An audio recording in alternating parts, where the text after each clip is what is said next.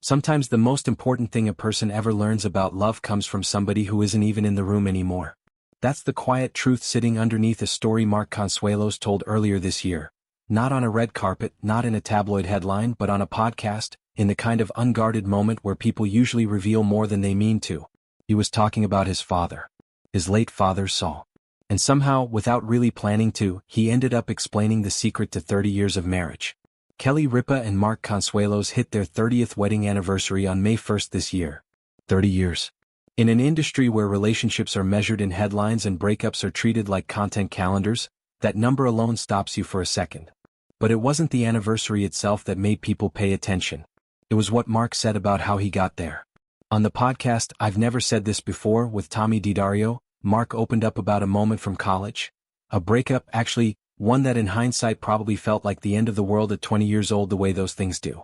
And his father sat him down and told him something Mark clearly never forgot. Find somebody better than you. Not richer. Not more successful. Better. A person who pulls you upward instead of one you spend your life managing or fixing or trying to keep up with. It's such a simple sentence. But sit with it for a second because there's something almost radical in it. Most relationship advice we hear is about compatibility, shared interests, similar backgrounds, compromise. Saul Consuelos wasn't talking about compatibility. He was talking about aspiration. He was telling his son to marry someone who would make him want to be a better version of himself, for decades, long after the excitement of a new relationship fades into the ordinary texture of daily life. And when you look at how Kelly and Mark actually talk about each other in public, that idea doesn't feel like a nice quote. Feels like it explains something. Because here's what's strange about Kelly Ripa and Mark Consuelos as a couple, if you really pay attention. They've been married for 3 decades, they've raised 3 kids, they've built entire careers standing next to each other, and somehow they still tease each other like people who just started dating. That's not something you can fake for a camera. Chemistry like that either exists or it doesn't, and audiences are better at detecting the difference than we usually give them credit for.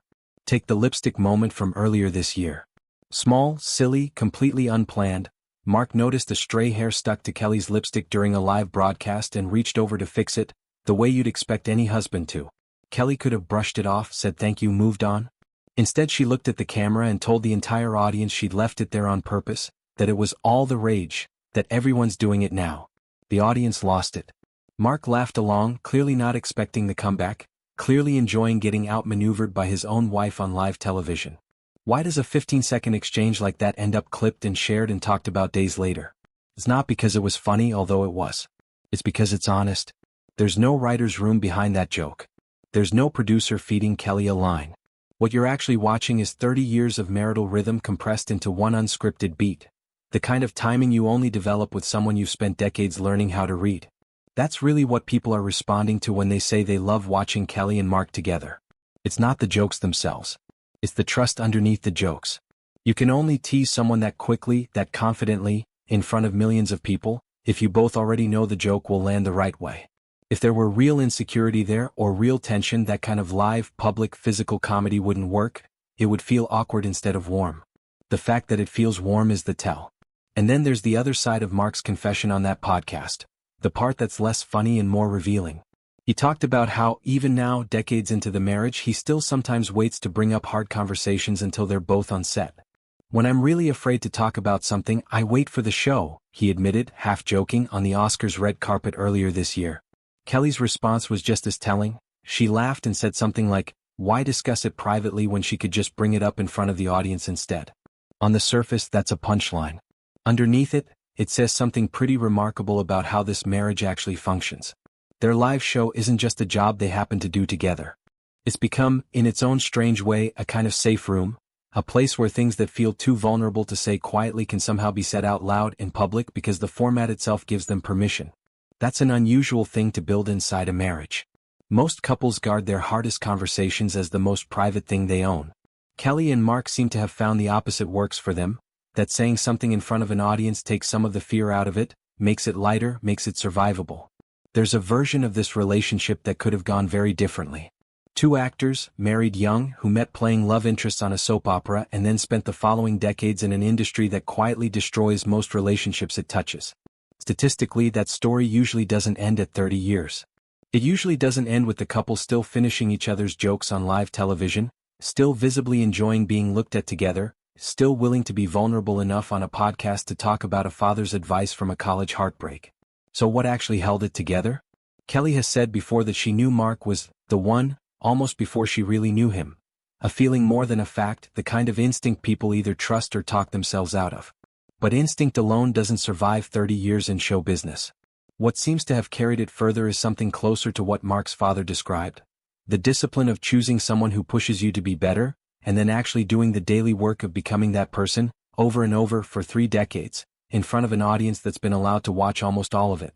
That's maybe the real reason people stay invested in this couple. It isn't the fame. It isn't the longevity as a statistic. It's that Kelly and Mark have, whether they meant to or not, turned their marriage into a kind of long-running demonstration.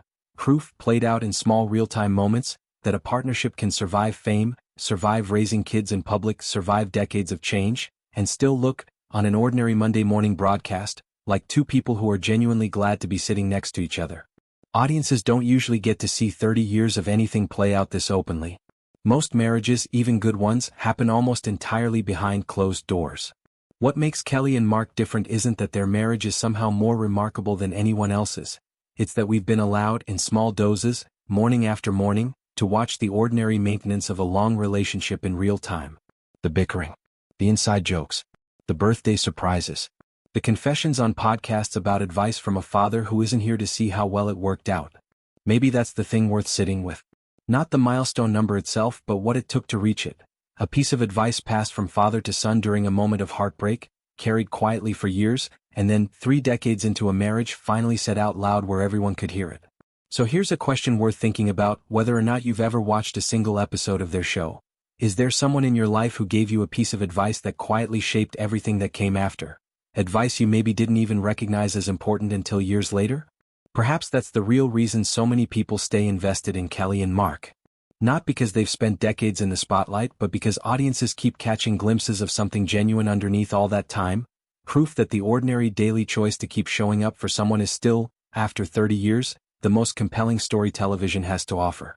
Let me know in the comments what your favorite Kelly and Mark moment has been over the years, and if you've got advice from someone that ended up shaping your own relationships the way Consuelos's did for his son.